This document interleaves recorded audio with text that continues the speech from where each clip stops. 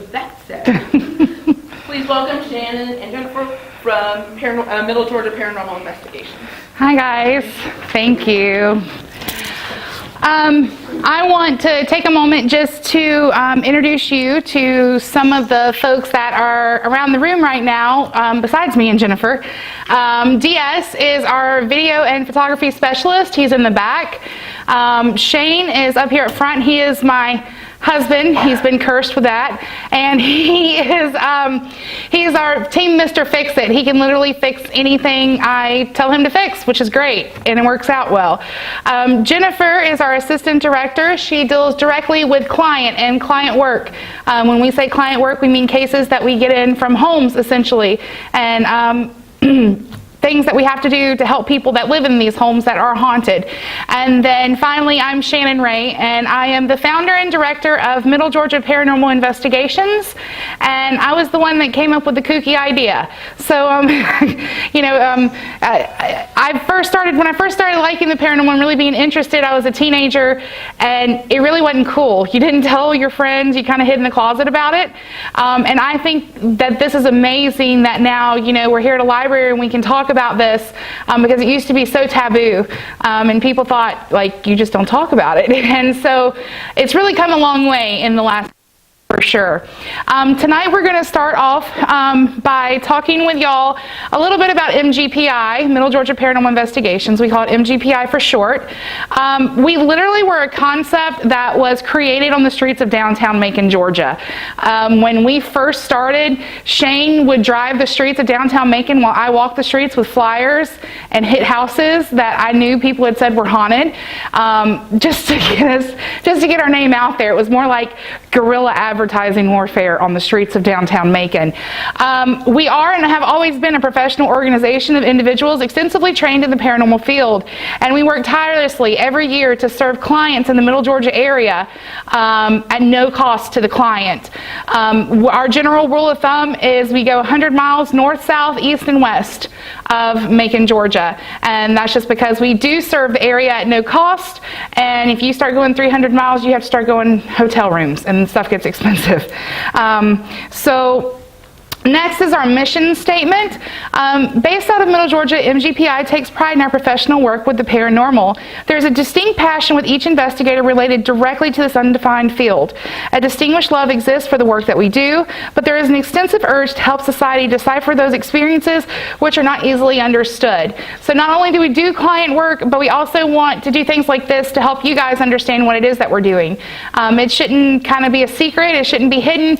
Everyone should kind of know what we're doing. And TV can be really, really wrong. So TV, like, they condense it down into like a really small episode, and they make it seem like, oh, we're hearing this and this and this and this.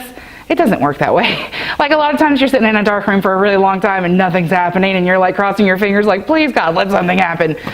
Because these people are saying that they're having activity, and we need to show them that we can capture this activity. So that's why we want to kind of go over factual information first with everyone about the work that we do. So all these preconceived mass media notions can kind of be passed down the line.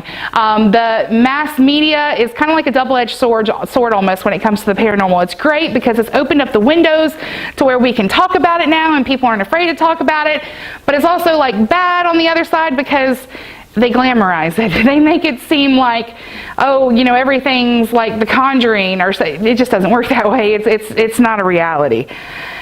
All right, so what is the paranormal field? I need everyone to visualize like a massive umbrella, and there are huge branches in the paranormal field, and tonight we're only going to focus on ghosts and spirits, but anything not normal or having a normal explanation is paranormal.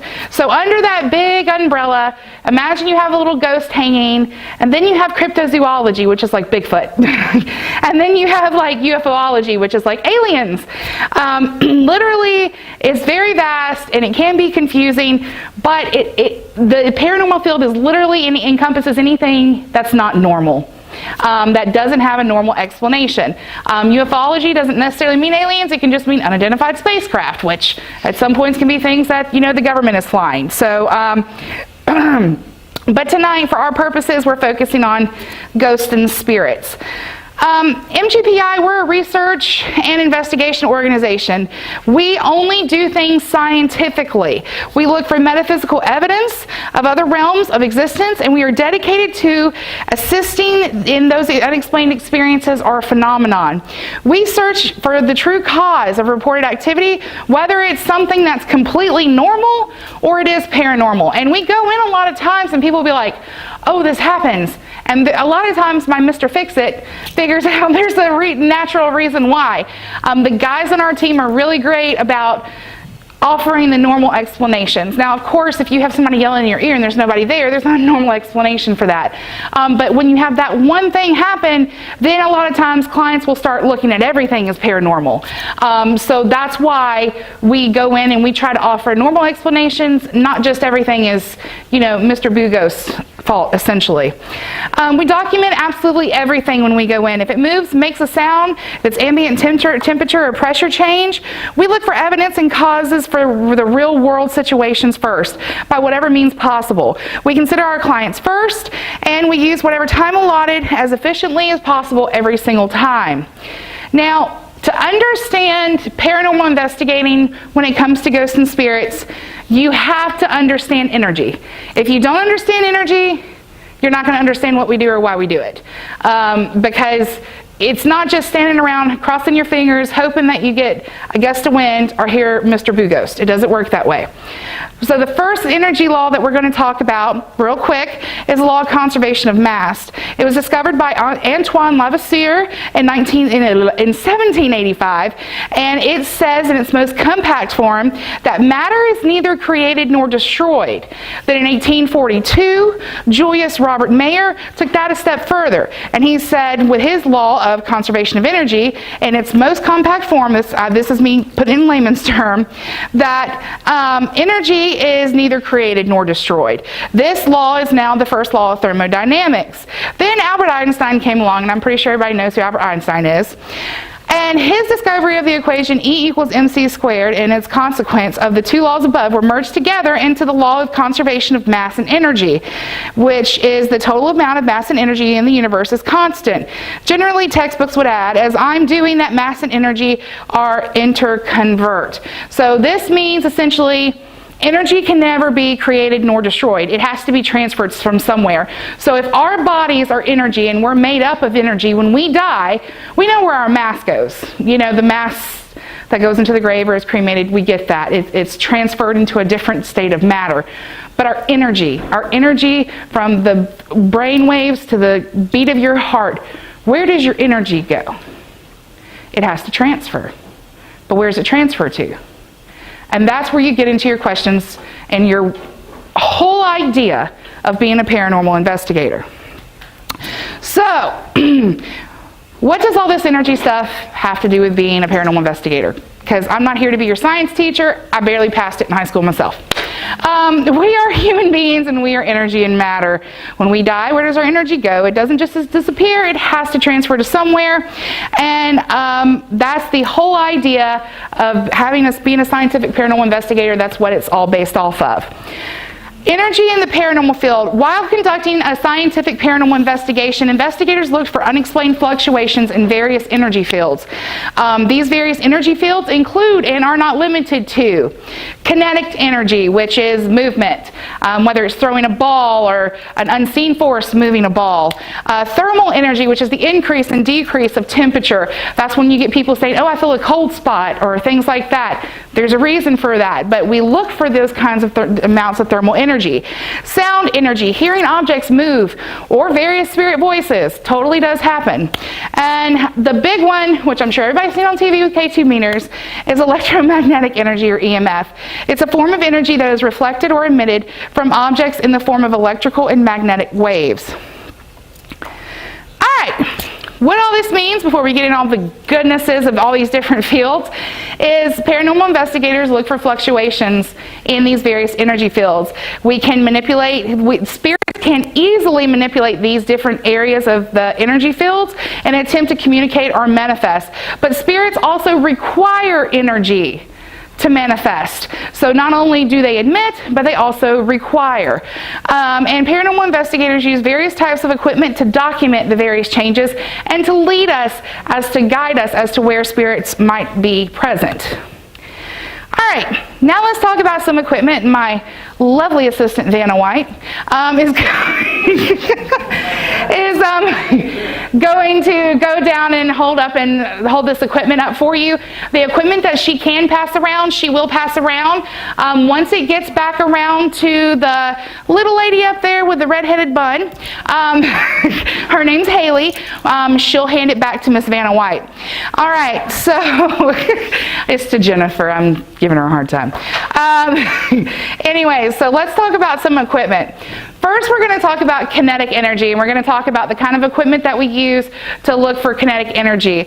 Essentially, what we do is we have objects that we will set out, like a ball. Is the ball with us still? No. The ball rested in peace? What we'll do is we'll put a duct tape X on the floor, and we put a ball on top of it, and usually we put a camera on top of that ball. And we're going to watch, and the camera's going to watch, and we're going to wait and see if that ball moves. And we're going to tell things for the ball to move, make our ball move, especially if there's kids there.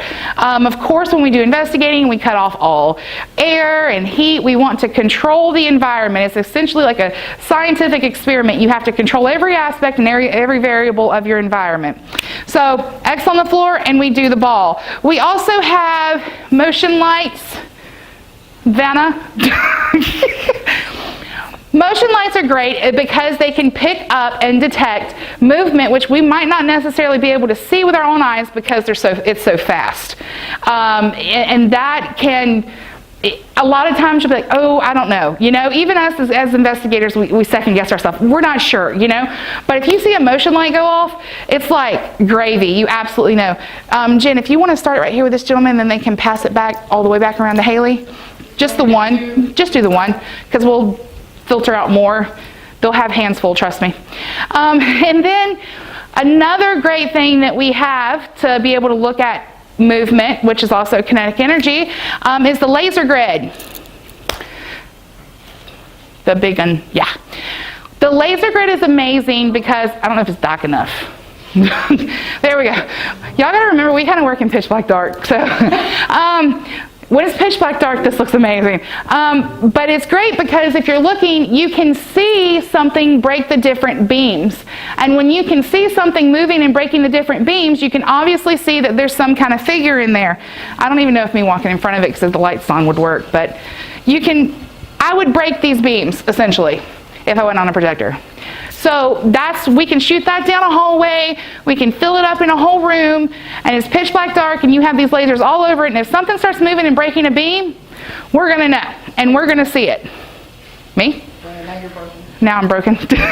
But it wouldn't be like, you wouldn't be able to see me, obviously. I would be a solid black, dark figure that you couldn't see anything but the fact that I was breaking the beams. You're looking for the breaks in the beams, which is super cool.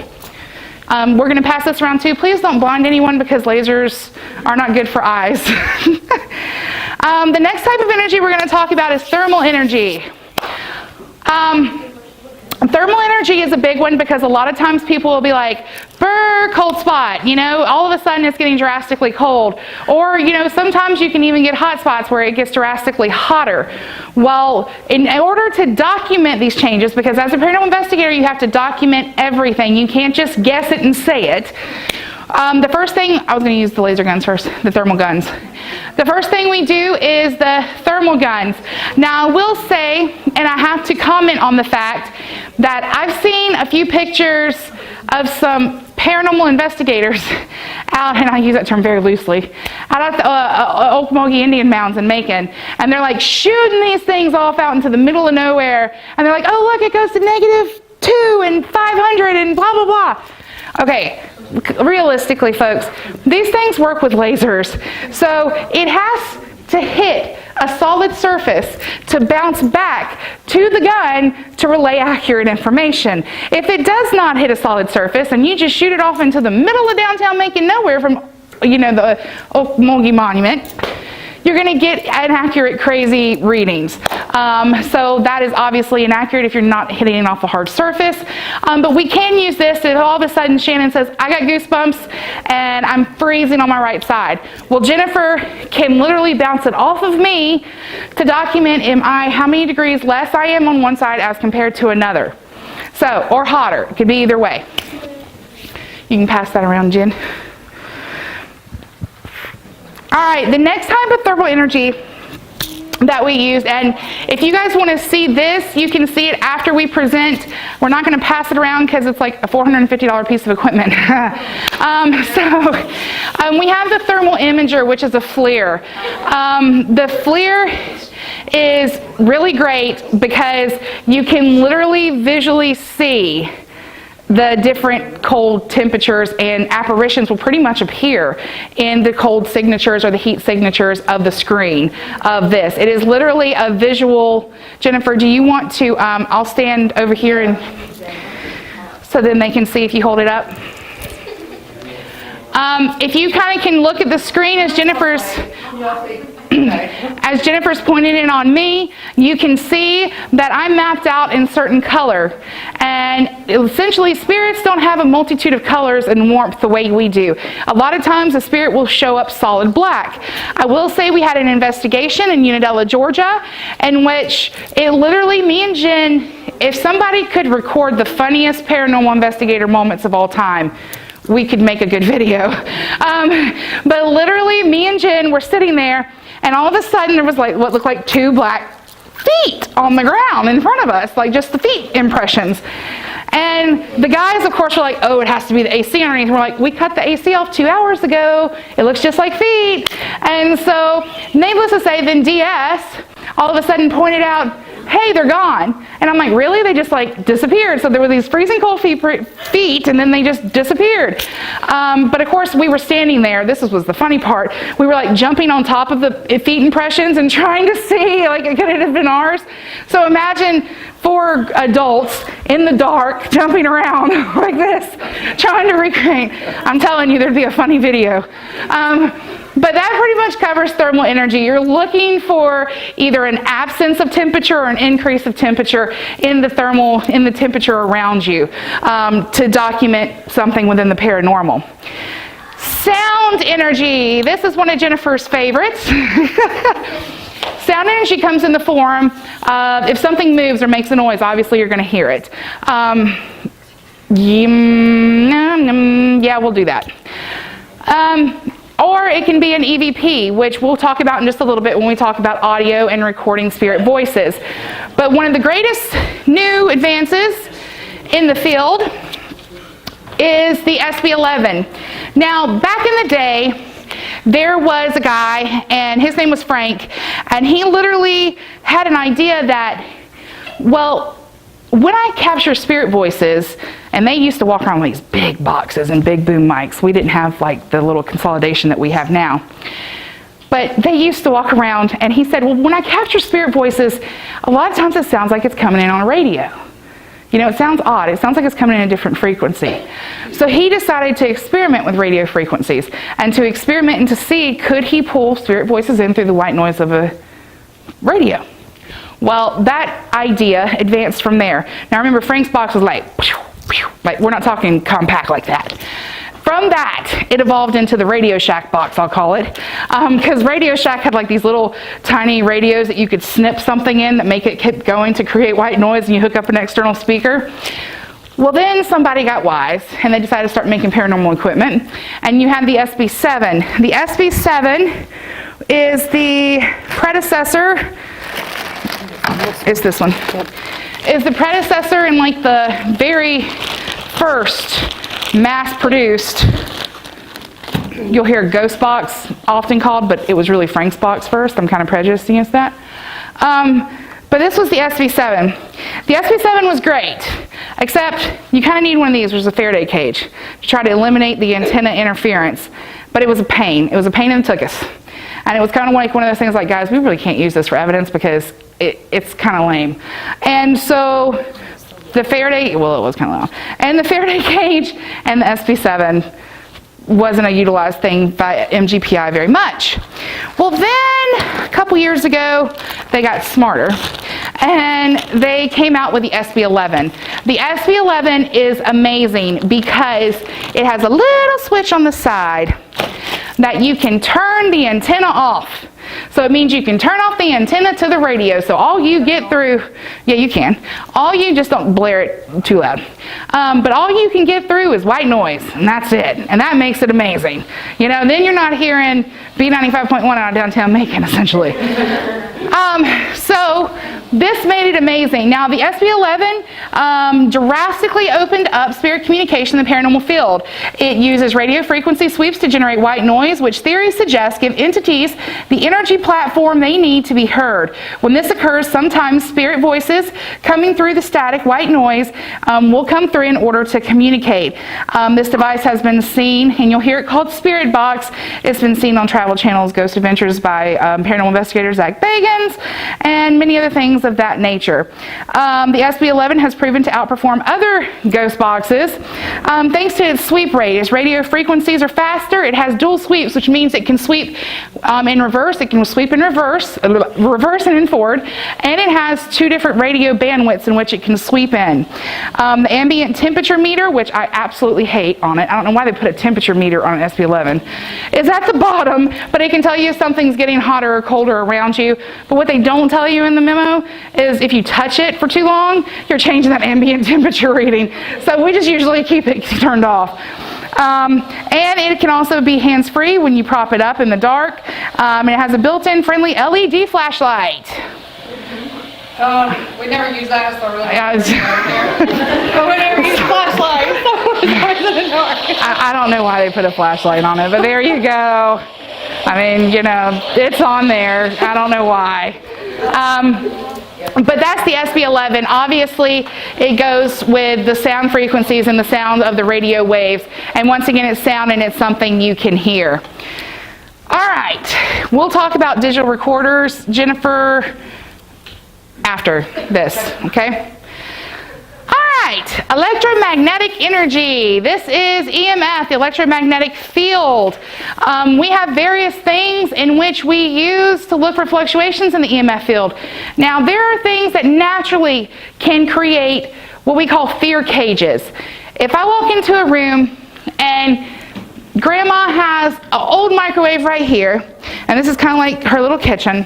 She has her old microwave right here, her old stove right here, then over here is that old refrigerator. And then right back behind her, she has some old radio, okay? And all these things are naturally man-made things emitting EMF all around her, high levels.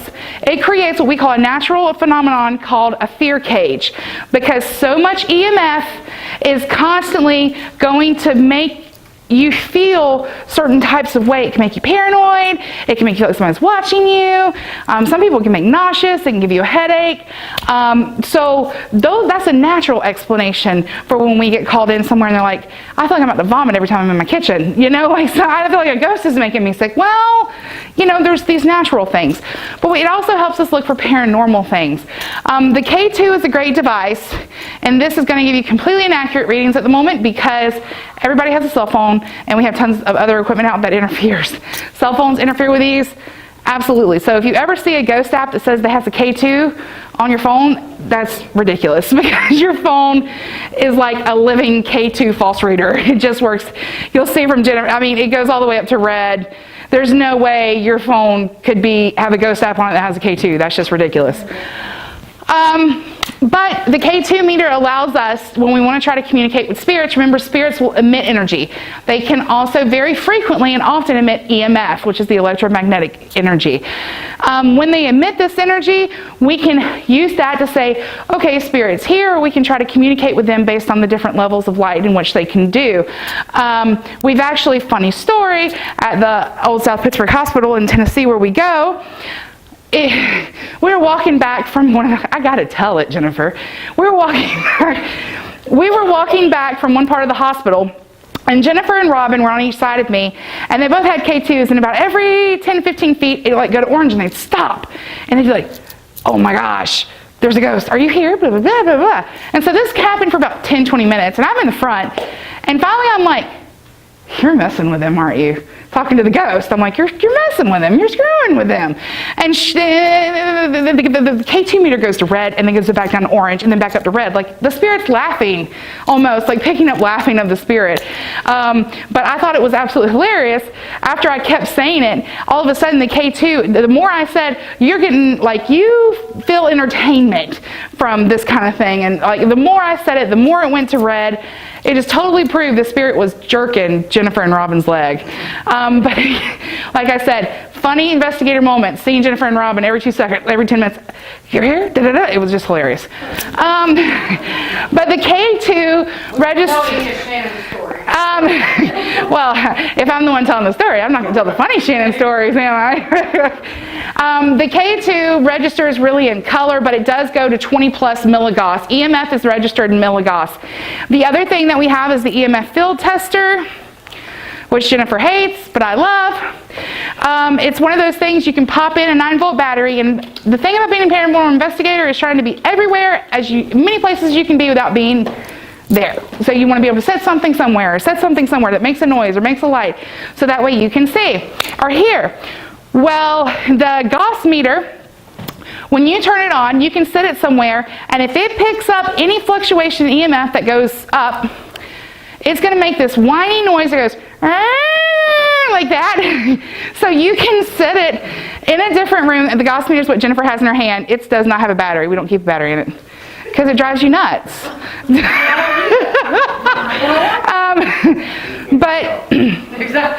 But you can sit it in a room, and then all of a sudden, if you're in the kitchen and you hear, okay, we're having an EMF fluctuation in the kitchen, we need to go that way, there's the ghost.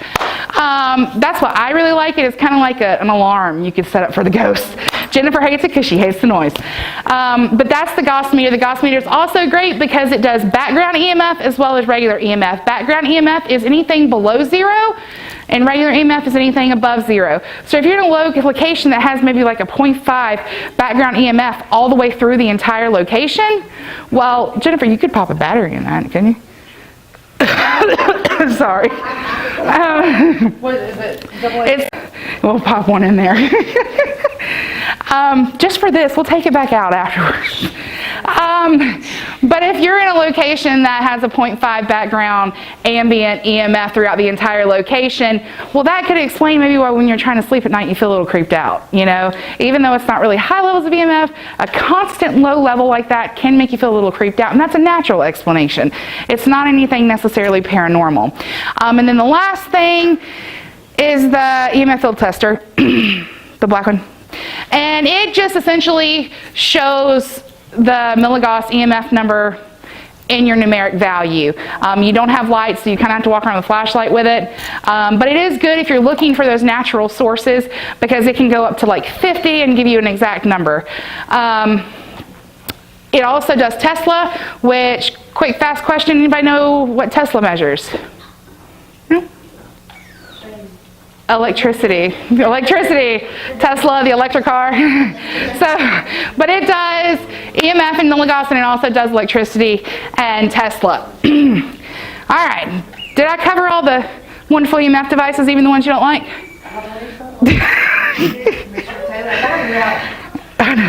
No, I'm going to send it home in the car with you and hide it somewhere where you can. All right, so paranormal investigators, obviously we can go in with all these fun toys, but here's the thing. We have no success if we don't document it. Hello, we have to be able to document it. So we document things and collect evidence in 3 ways: video, photography, and audio. So I'm totally about to hurt some people's feelings about orbs, but don't take offense. All right, let's first start talking about video. Paranormal investigators attempt to record video to capture unexplained object movement, to capture spirit apparitions, which are very, very rare. Like, I have a better chance of winning about $100 on the scratch-off than capturing a spirit apparition. Or to document odd readings by the equipment. Obviously, we can record what we're capturing on our thermal gun with a handy cam, which helps. These are some of the recording devices which we use. This is a handy cam. We have it on a tripod right now, but you can have your hand on it. Sometimes we will put external IR lights on it to help amp up in the dark so you can see. It's great because it's awesome to put on a tripod and flip around. Jennifer has the stationary DVR camera. The stationary DVR camera is hardwired. You see those two cords hanging? It will be hardwired back to a central recording device in which will be hooked up to a monitor. So essentially, I call it casting our net, because we're going to see everything and anything. And if it moves, if it sneezes, we're going to see it. If you go to the bathroom and don't close the door, Jennifer, we're going to see that too.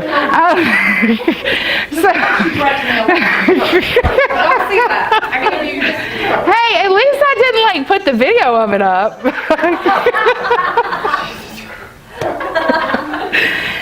All right, the camera, Jennifer, for photography. Paranormal investigators take pictures in an attempt to capture spirit apparitions, which are still very, very, very rare, unexplained shadow anomalies, and authentic scientific paranormal investigators are orb and ectoplasm free. We live life in the orb lane because everybody contacts us with their orb pictures. And we take no offense, but please know, most orbs, I feel like that term has just been ridiculed to death. Orbs are easily recreated with a natural explanation. We're about to go into that. Here's the thing. There's only one way to scientifically capture an orb, and as you'll hear me say it because I prefer to say it this way, a light anomaly. Orbs and ectoplasms have logical explanations. I pulled this picture off the internet, this one right here. Someone had it up on their paranormal website and they said, oh, look at all the orbs, look at the ghosts he sees. And I put the ghosts he sees on there.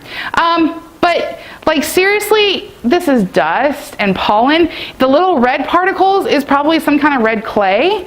When you take a picture in the pitch black dark and you have your flash on, your flash is going to reflect back off of anything, any kind of particles or matter that is out there. So that's why you're going to get yellow orbs for pollen when it's spring. You're going to get red orbs for Georgia clay. You're going to get all kinds of orbs that you'd just be surprised of. So it's a spirit, it's a ghost. No, it's dust.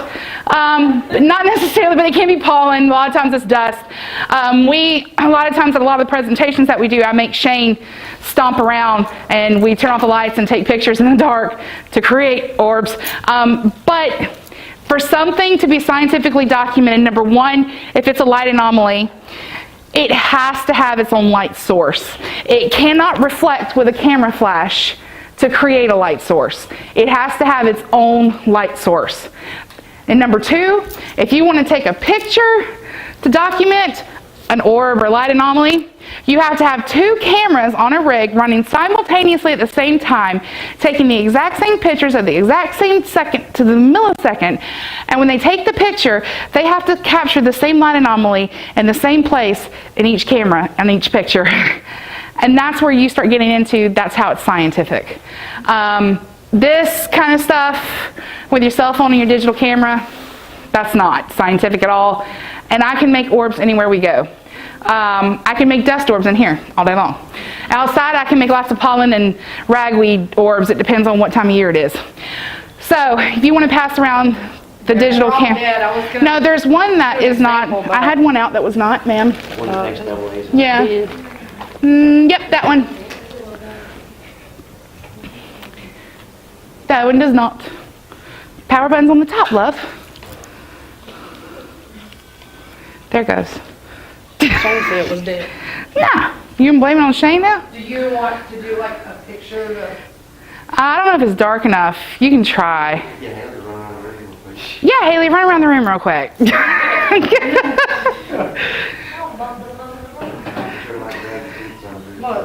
Yeah, slide around. Baby, no. Scuffle. There you go. We got a scuffler. There we go. Kind of jump a little bit too. Not fast enough, honey. All right, while she's doing it, Jennifer, take her picture. Here and praying. Let's go. This is what we put our newbies through. Kidding. I'm kidding.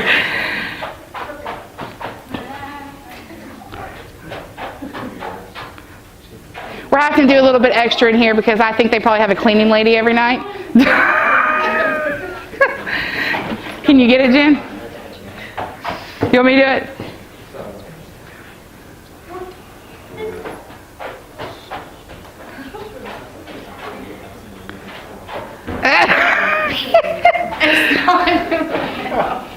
Has to hand it off to Mr. Fix-It. Let me see. Hang on, Haley. I'll rescue you. Give me a minute. Keep going. All right, here we go. Wait, we're on video. Hang on. I'm swapping it over. All right, here we go.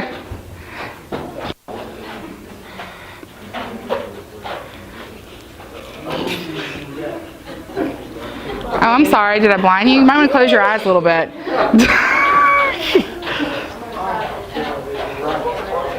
All right. Yeah. All right, bud.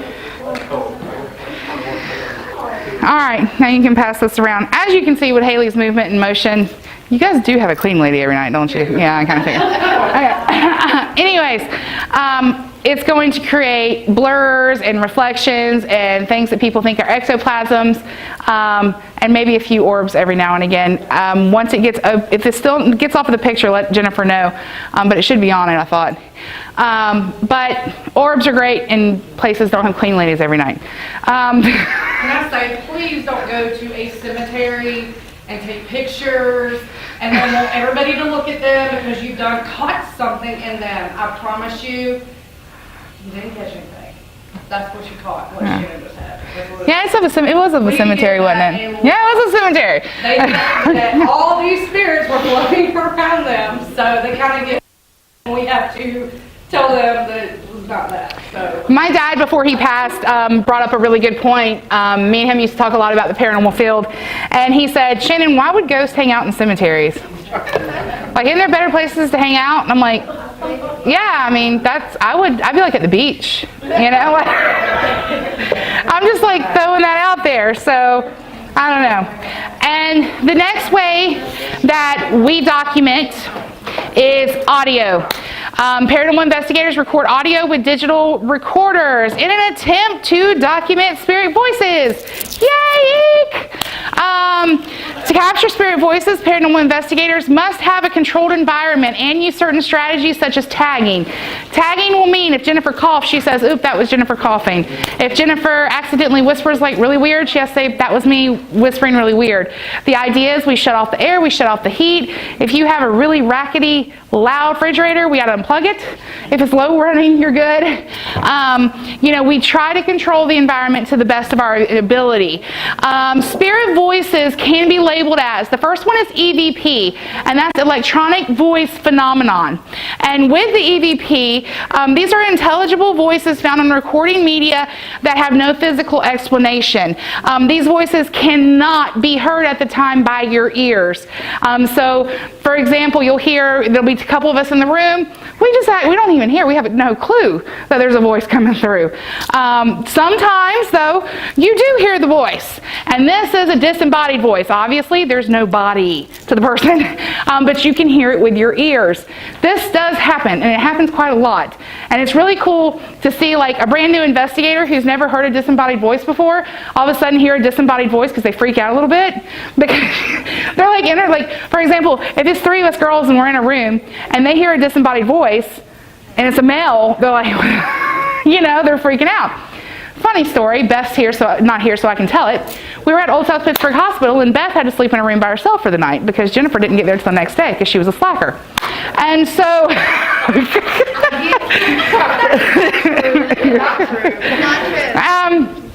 anyways, I'm teasing. But Beth was in her room and I was in my room like unhooking, my flip-flops and things of that nature to get in the shower. Well, all of a sudden Beth comes really slow like this in the room now, but this was Beth's first and... Sorry. If you need a library card or renewal on the library card, please come to the front desk at this time. Thank you. Hope all you read. But she starts sliding into my room, and all of a sudden, I'm like, what's going on, Beth? Because this was her first investigation. And I'm like, what's going on? And she said, it came up and said something right in my ear. I said, what are you talking about? She's like, where's Shane? It had to have been Shane. I had to hear Shane. I said, Shane's not in here, Beth. You look around, he's not in. And our rooms did adjoin. He's like, was it you? And I'm like, she's like, was it you? I was like, hello, doing flip-flops, standing right here, you know. And she's like, I think I'm just going to stand in here for a few minutes. I'm like, okay, you know, it's cool. And about 10 minutes later, she kind of moseys on back into her room, but I could see her just kind of looking over her shoulders and stuff. But she heard the male voice right in her ear, and she was the only person in her room, so it jolted her. It was the first time she's ever experienced anything like that. So it is kind of fun to see when newbies do stuff. Now, DS, I have to call him out a little bit because I hadn't called him out yet. When he gets scared, he's like a ninja cat. He kind of jumps back. No, I don't have that video. He jumps back and it's like a ninja cat movement. It's like the funniest thing I've ever seen in my life. Okay, so, and the quote on the bottom I really do like because it's from Thomas Edison, and he is very much so long to sleeves. He says, I am inclined to believe that our personality hereafter will be able to affect matter. If we can evolve an instrument so delicate as to be affected by our personality as it survives in the next life, such an instrument ought to record something. So that's really powerful coming from Thomas Edison, who's long deceased past us, and there was ideas of talking to those in the afterlife even back then. All right, now what? Go over each one. Oh yeah, I did forget that. One is a digital recorder, my bad. And that one we just kind of sit down places and let it hang out. The other one is what they call an EVP wristband. It's really cool because we can put it on our wrist, we set it to record, it has some background canceling out features, which is also really cool, and we can walk around and kind of forget we even have it on, to the extent that certain investigators like to go tinkle while it's recording. That was not Shannon. All right. So now that you have the basics down, please understand this is the very, very beginning basics of conducting an investigation, searching for ghosts at any location. M.G.P.I does not recommend anyone to begin conducting these type of investigations alone. Like seriously, we're just kind of throwing everything out right now and you're like being baptized by fire. Like it does not make you a professional just because you're here learning this. There are living and dead dangers everywhere you go as an investigator. I'm actually glad that we have some younger folks in the audience tonight because I always like to point out there are safe ways to be interested in the paranormal now, and there's safe ways to do it, not sneaking into places and doing things like I had to do. It was a really bad idea. I'd always get hurt. I'd always have to have stitches. It's not worth it. But now it's not hidden. Now you have groups like M.G.P.I, and you have people out there that are willing to help the next generation of paranormal investigators. So if you are interested, don't hesitate to contact a paranormal group, even us, and ask questions. But please don't sneak into places, and there's no need for that anymore. I understand, back in 16 years ago or so in my day, there was a need. But it's totally not like that anymore. And it's just really stupid. And when your mom has to come down because the sheriff's picked you up, it gets really bad. And it wasn't like, as my mom said, even for anything legitimate. So anyways, being a paranormal investigator is not just about, and there is living risk, by the way, because if somebody sees you trespassing here in the state of Georgia, then you're more likely to get shot. So just don't do it. And being a paranormal investigator in general is very mentally, emotionally, and physically taxing. Jennifer, Shane, every person in this group can tell you we like to go to OSPH and go to haunted places and stay extended periods of time. And these are like our fun places. They're not clients, they're just fun places. And when we come back, we feel like we've been hit by trains. And it's because living in a haunted house or being in such a haunted location so much literally takes stuff out of your body. It taxes you. A lot of times we'll hear clients say, oh, we're tired all the time, or we've been sick all the time. Haunted locations have spirits that tend to tax you and pull off of you. And it's not even like they're doing it in a malicious way. It's just how they survive, essentially. So it is. And remember, as paranormal investigators, this is one big thing I wish we could every time somebody comes to our website, it could just pop out at them and have banners and flags. We do not investigate where we live. So when we come to your house or your house or your house and we investigate, we go home. You have to live there. So when you're investigating or taking pictures or trying to figure out what's at your house, you're opening yourself up to this stuff. You're making yourself in your most intimate place on earth susceptible to this and vulnerable to this. So if you live in a haunted house, call somebody. Don't investigate where you live. If I had a spirit in my house, I wouldn't even let my team do it because they're too close to the situation. We don't investigate where we live. You have to let other people handle it. Thankfully, I have no ghost in my house. Jennifer has a buddy, though. All right, so now, it's not my fault.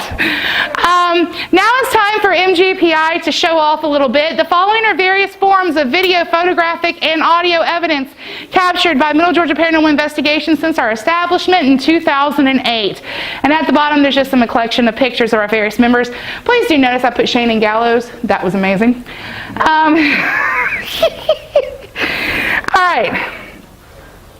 Old South Pittsburgh Hospital. I'm going to do the first clip. Abby, you're still here. Okay. And then the video, you have it set good for video though, right? Okay.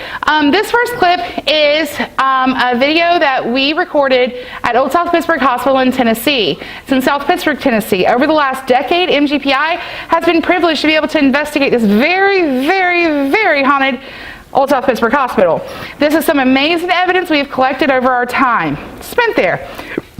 All right, I got to back out. Maybe this thing won't go too haywire.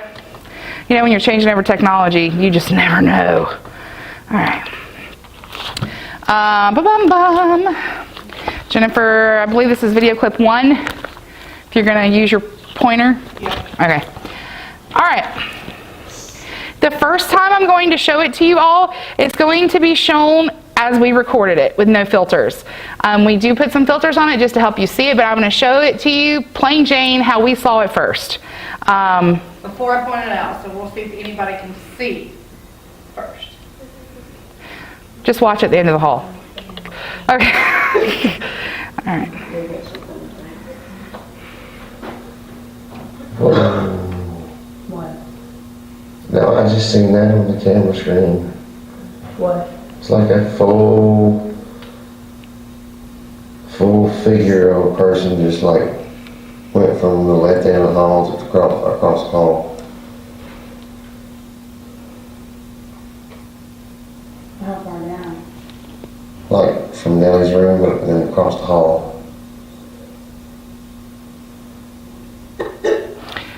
Now Jennifer's going to point out, please watch at the end of the hall. The biggest thing, because it's blown up so big to watch, is the light at the end of the hall. Watch how the light gets blocked out and then unblocked out without the filter on.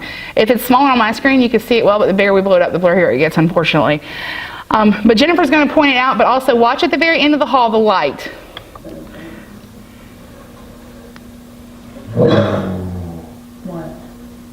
No, I just seen that on the camera screen. What? It's like a full figure of a person just like went from the left end of the hall to across the hall. How far down? Like And then from you can Nellie's see a room little bit of and light across the right hall. there that came back. All right, now we're going to do it with the filter on it. I see it better with the filter. And then I'll do it with the filter in slow motion. All right. Okay. Yeah, you can see it really well on this one. Did a lot better. I know you can see it better on this one. I like to show people the original. Hang on. I like to show people the original first because I don't want you guys to think like we're making this stuff up. So the original was there. If you watch closely, when Shannon moves it back, with the filter on it, you can actually see it It's like a figure move. walking. You can actually see the whole outline go across. Yeah, and this is with the filter. Then we'll do the filter with slow motion as well. Do you guys see that? Yeah. What? No, I just seen that on the camera screen. And then it comes back. It's like a full figure of a person just like And then it like Goes went back. from the left end of the hall to across the hall.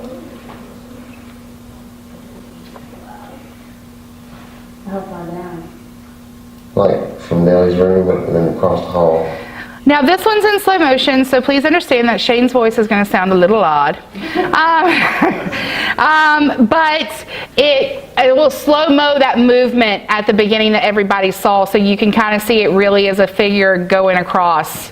And I'm going to get it big and then start it back over. It's they sound really funny in slow-mo. All right.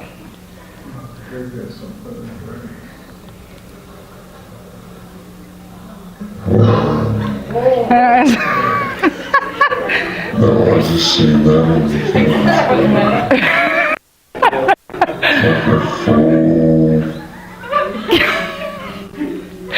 full figure of a person. And then it goes back. Went from the left down the hall across. Uh-oh, did I hit something bad? I'm sensitive. I'm sorry. While she's doing that, I was about that. Okay, there you go. That was back then. It was Yeah, only yes. me and another investigator. We had on our team at the time.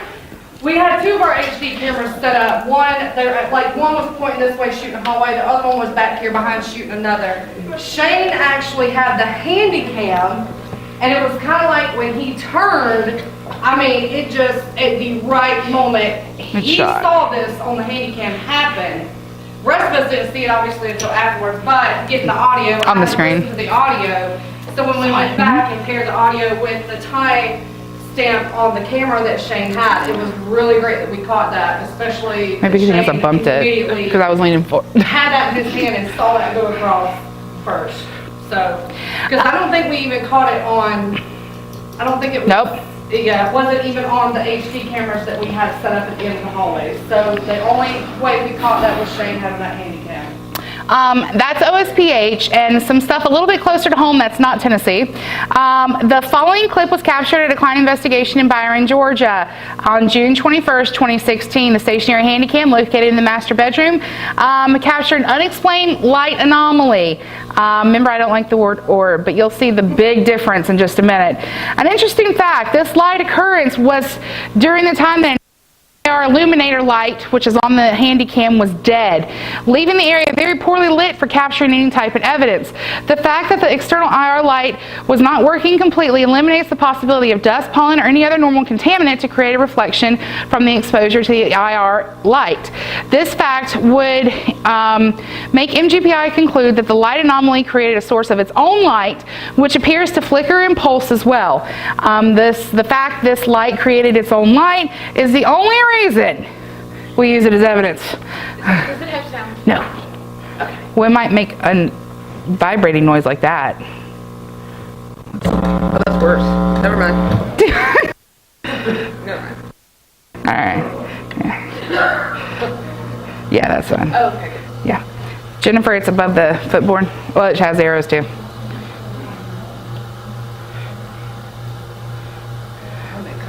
Nope. You can see how, well, this one's, there it goes. You can see how it pulses with its own light source and then disappears. It has its own light source. Having its own light source makes it a light anomaly, not an orb. It doesn't even look like an orb.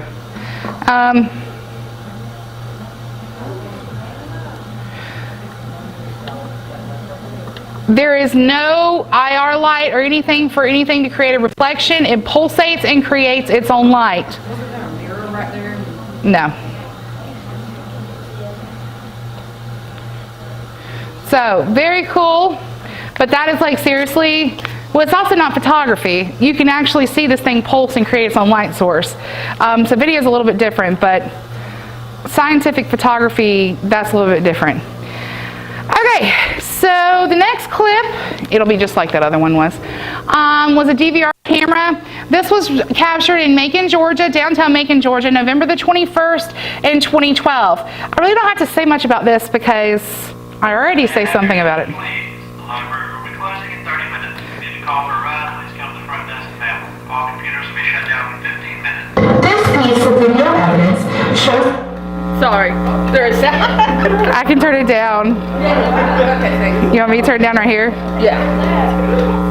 That works. Yeah, if you just have it silent there. Yeah. All right, hang on. The camera. I'm gonna turn it down a little more. Hang on. Wait, I turned down too much now. being pulled upwards and moved. The next All right. 4 pieces of visual. Here we go. This piece of video evidence shows a camera cord that is run from upstairs being pulled upwards and moved. The next 4 pieces of visual evidence will show the cord being moved, as well as 3 other camera shots that show that there is no one within the upstairs area. And notice the timestamp at the top. All the timestamps on all the other cameras will be the same.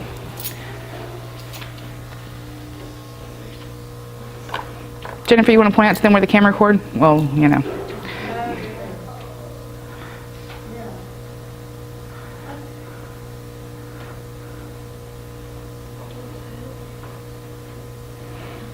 Just kind of starts being pulled around. Not really sure. Guess they kind of like their camera cord. Then this is the upstairs camera shot at the exact same time. You can see there's no M.G.P.I. investigators. As a matter of fact, on the table there is a motion detector. If we were walking in front of it, you'd see a blue light. The next one, if it'll get to it, maybe. There we go. Next room, upstairs shot, same exact time. You can see no M.G.P.I. investigators were there whatsoever to pull the cord. I like to do this just because people will say, oh, you were there pulling the cord. Yeah, not really.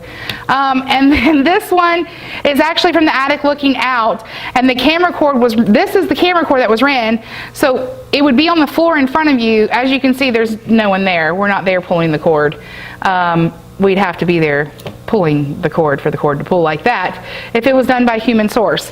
And I don't, like, that'd be a really big rat if that happened. But there was no rats on the cameras either, so. Okay, we always got that one person, well, maybe it was a rat. Okay, so now we get to go to photographs, which have no audio. Photographs are one of the hardest things to capture because you're taking a brief snapshot in a brief period of time. This photograph is the first image at OSPH, and it is of a hallway. Hush. It's like everything you click. All right. Is there like a full screen option on this? Maybe, maybe not. Try the zoom. The zoom? Yeah. The little magnifying glass thing. There we go. There you go. I'll make it big like this too. Haha. All right. As you can see, perfectly normal haunted hospital hallway. All right.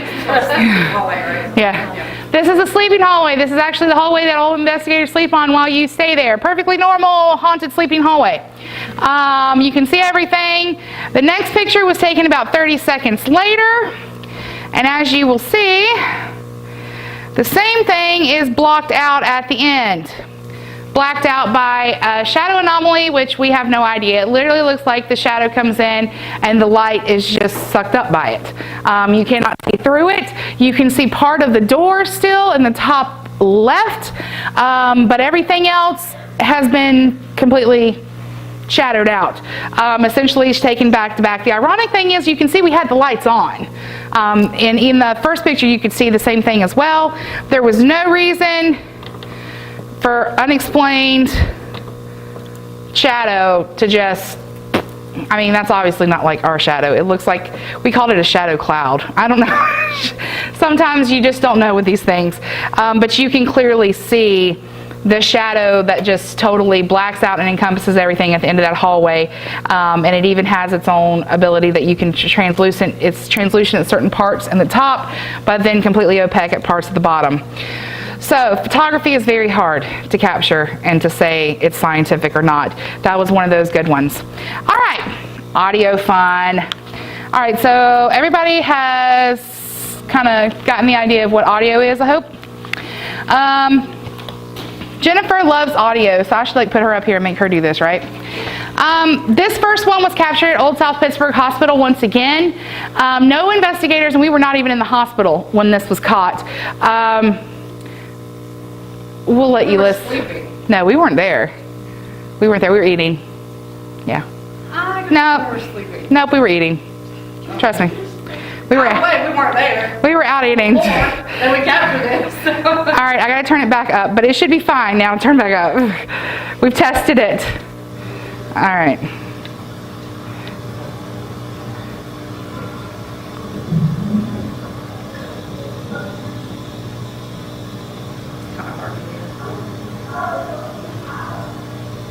You hear the man yelling. It's, Can we turn it up? yeah, you can, Because I want to take it to the first.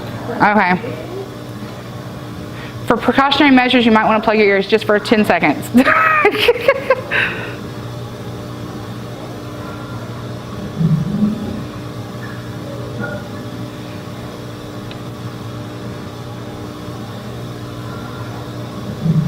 We good?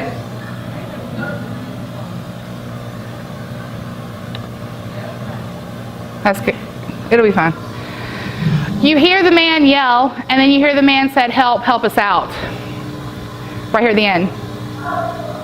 Out. So, but it's definitely a male screaming. I still get goosebumps every time. The second audio clip was once again from Old South Pittsburgh Hospital on January 31st, 2015. It's a stationary recorder up on the 3rd floor, which we captured a child's moan. We were not there for this one either.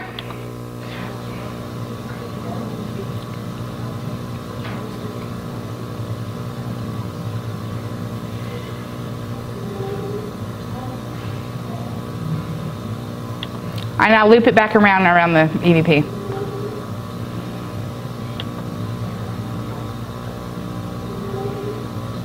So, very interesting. The next one, you will hear, this was heard by me, Jennifer, and Robin at the time. It's a male disembodied voice. I think you guys will definitely know what he says. But it was just us 3 women, so there was no men with us.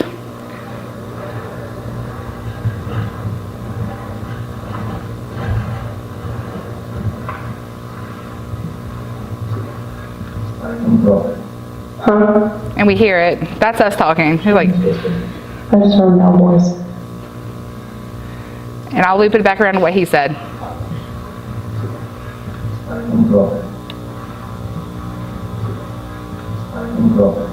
He's saying, I'm grumpy.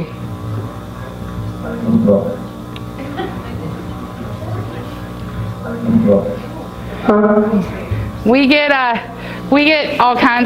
told all kinds of things. We get called all kinds of things too. Those we can't share with the public. This was once again up on the 3rd floor. The interesting thing is this was from December 3rd, 2016.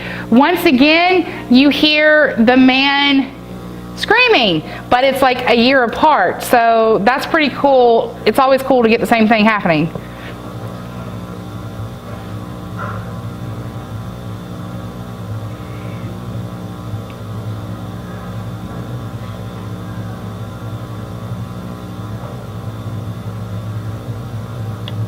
We'll do it right back here. It's hard to hear him.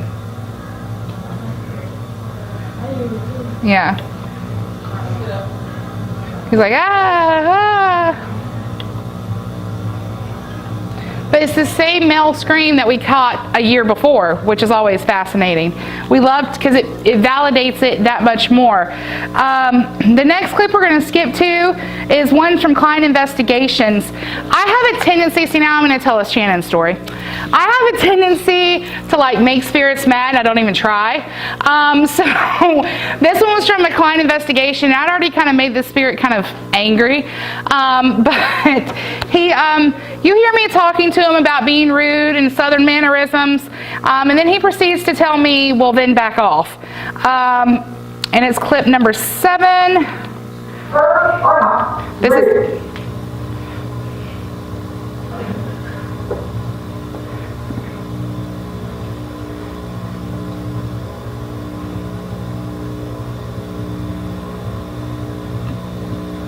And I'm going to loop it back around the EVP.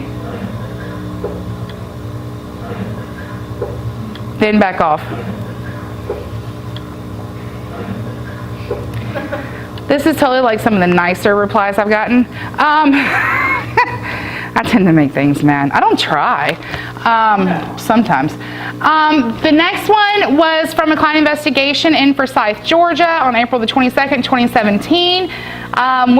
You'll hear me and another investigator. I'm trying to get a piece of equipment to work. And then a male EVP, which is not the other investigator, says don't fix it. That's always lovely. Here we go. We have a thing with the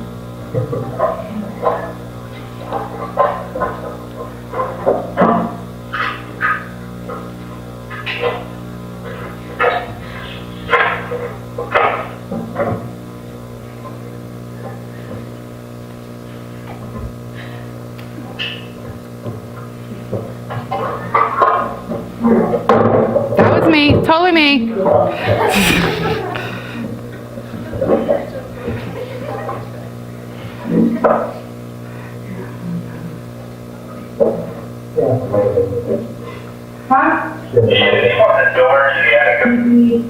Jennifer, is it not loud enough to pick it up? I can barely hear it.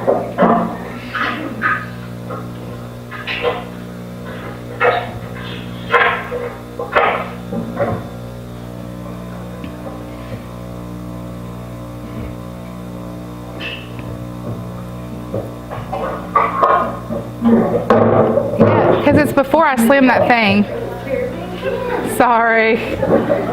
Boys, It wasn't that second slam you hear it. well, it's just not picking. I guess it's because of the speakers.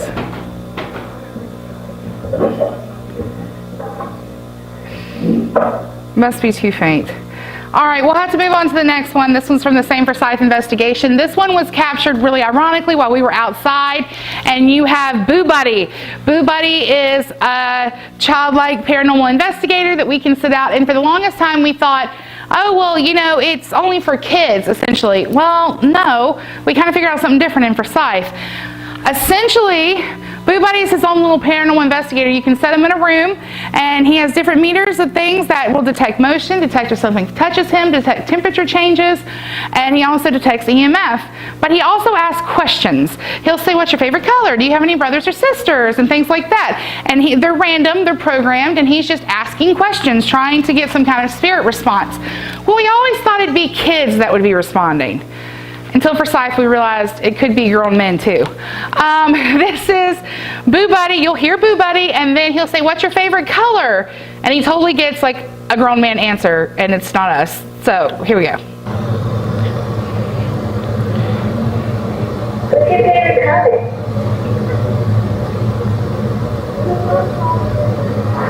Right there. Does anybody know what color he says? What do you think? White. It says white. White. White. White. White. So, the ghostie in that house loved the color white. That's it. I don't know.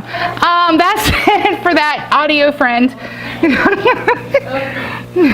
feel kind of badly. You were down there for all of that.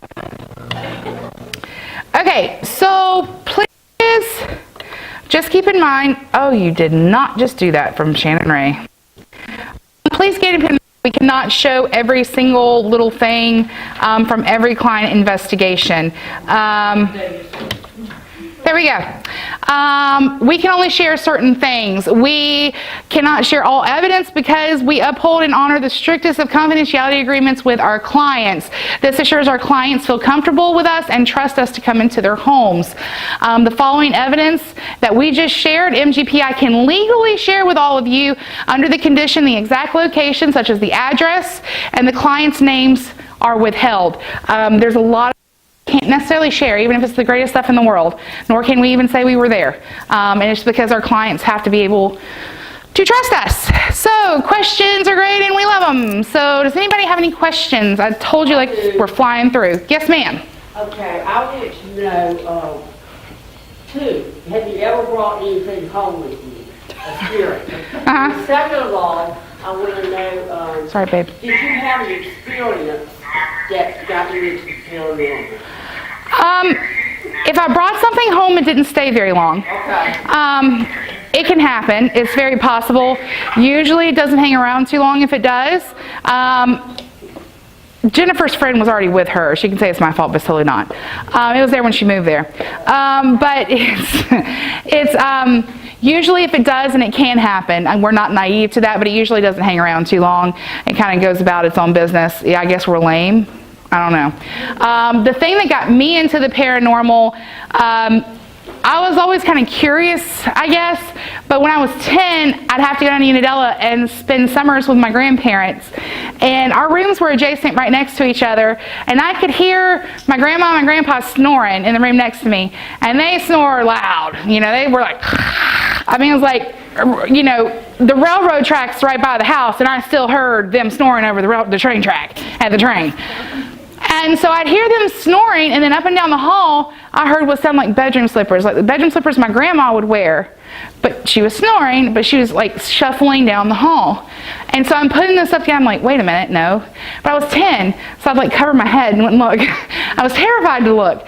But as time went on, it turned into something that wasn't just a fear. It turned into an interest and a curiosity, and eventually like a passion, and something that if I wasn't doing what I was doing, I wouldn't be fulfilled. Like, it's definitely something I have to do, and like serving and helping people understand you don't have a bunch of demons in your house. I have a better chance of winning the Georgia Powerball than coming across a demonic haunting. Most of the time, you have all kinds of spirits. You have nice spirits, you have nasty spirits. Just because like a rapist and a murderer dies, they don't ascend to become angels. Y'all know this. They're still nasty people. So you can have nasty people, but demons, they're very rare.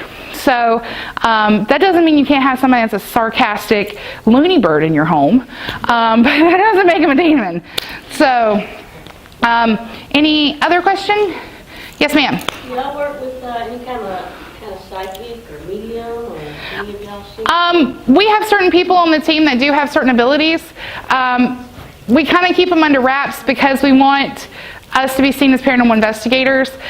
People with abilities on the team kind of use them as guiding forces for them to be able to capture the evidence that they capture, to help guide where to go, essentially, and how to facilitate things with spirits. But there are certain people on the team that do have certain abilities, but it's just kind of kept, because once you start telling people you're a medium, then it's, oh, can you talk to my great uncle Joe, please? Can you? And it doesn't work that way with any medium. It's not like it is on TV where they're like, oh, I feel a person and they're here and this is the... No, they can't choose the messages they get. They can't choose who they talk to. It's just they get the information that they get. So when you start having clients asking you that stuff, then you're like, what are you supposed to tell them? I can't talk to your Uncle Joe, So that's why they kind of keep it under wraps, and they use it as their own personal tool to help guide them for investigations. So, but there are people on the team with certain abilities. Not everybody, but there are some.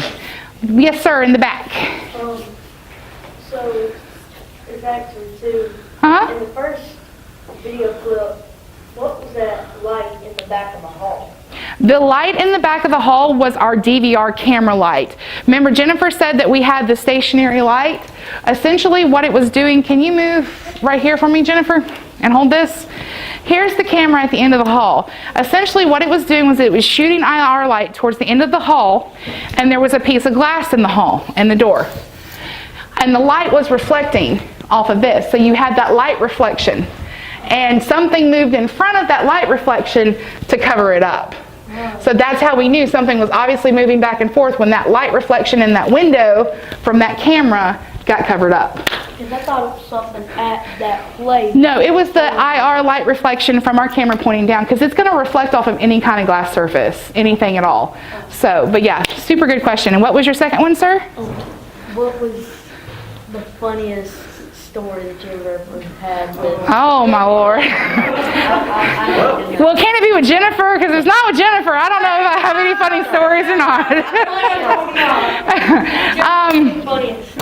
I don't know. I think I gotta tell the funny. I gotta do my husband. I gotta throw him under the bus a little bit here.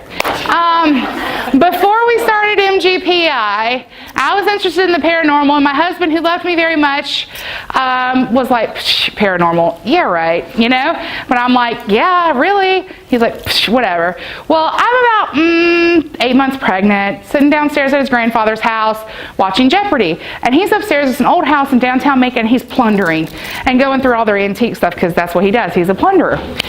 And so he calls me, this is the flip phone day, he calls me on my phone, and he's like, Shannon, what are you singing down there? I'm not singing, I'm sitting here watching Jeopardy. And he's like, okay, whatever. And he was really short with me, and I'm like, rude. And then he calls again about 10 minutes later, okay, you're really starting to make me mad. Insert adult language in there a little bit. What are you singing down there? honey, I'm singing nothing. I promise I'm sitting here watching Jeopardy.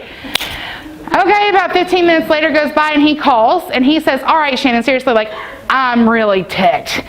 And he didn't even really get the word ticked out of his mouth before I start hearing him coming down the stairs going, buh, buh, buh, buh, buh, buh, buh, buh, buh, buh. And at this point, I'm thinking he needs like a pill or something, because something's not right. Like, he's crazy and lost his mind. He's then accused me of singing downstairs, and I'm not. And he still has his phone in his hand, which is hilarious, because he was acting like he was talking to me on the phone while I'm standing in front of him.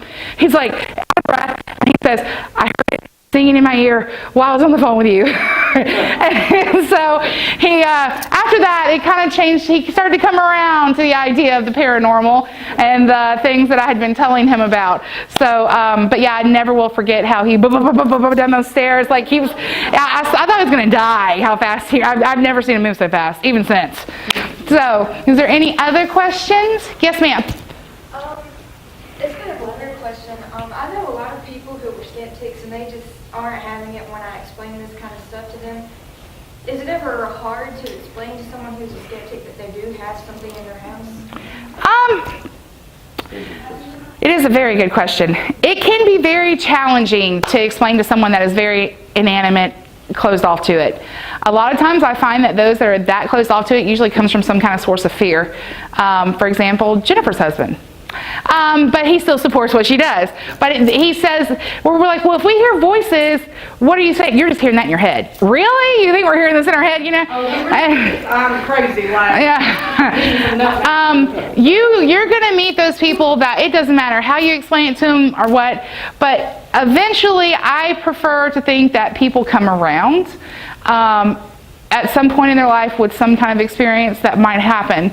I will say a lot of people are a lot more open to this than they used to be. Even if they're not full believers, they're like, oh, I believe that could. You know, they're at least open to it. That's why you get a lot more people in houses and things like that. But there's not going to be much you can say to really change a diehard skeptic. You can kind of help people on the fence, but if there's people that are just... you're not going to change them. But also I find a lot of times these people are like scared of scary movies, and like it's usually a fear thing more. Like, you don't want to ask them that, but as you talk to these people and try to understand them, there's really some fear issues that go on there that I think is really a lot of the deep-seated root of just being so against it. Any other questions? Yes, ma'am.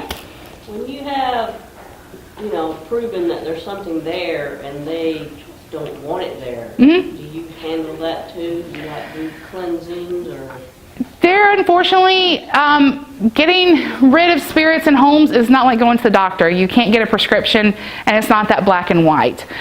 Sometimes you can do certain cleansings and do some things that might help to press the spirit along, but we try to get people to live with the spirits in their homes if they can. If it's not nothing violent, if it's just something that's kind of unnerving.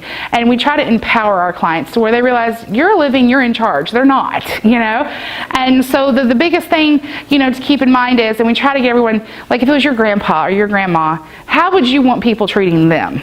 Because usually it's somebody. And so now if you have like a jerk in your house, hello, we're going to try to help you get them out. But if it's just somebody that's kind of like making some noise and banging around and wanting to talk to you, that's not necessarily nasty, that's just trying to get a point across somewhere. But there's not one thing that works. Sometimes cleansing works. Sometimes it takes sea salt and rock salt. Sometimes it takes smudging. There's a lot of combinations of things that it can really take. There's not like one prescription or just a one-shot thing that it can be like, this will fix your house necessarily. And unfortunately, sometimes it's the land. If it's the land and not the house, you can seal your house, but it doesn't last forever. You kind of have to relocate your house, I guess. So, I think that is about it for tonight. If you have any questions, I'm sorry. If there's anything else, you guys are more than welcome to write down on the cards in the back. And I want to thank each and every one of you for coming tonight and being respectful and asking questions. And I hope you all enjoyed it.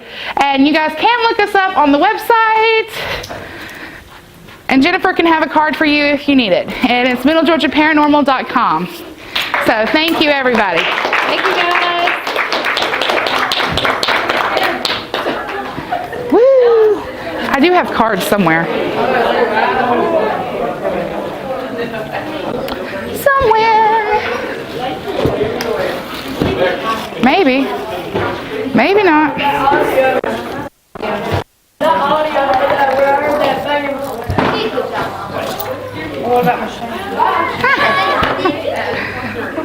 Vanna White. Yes, this is absolutely not mine. It's just my USB.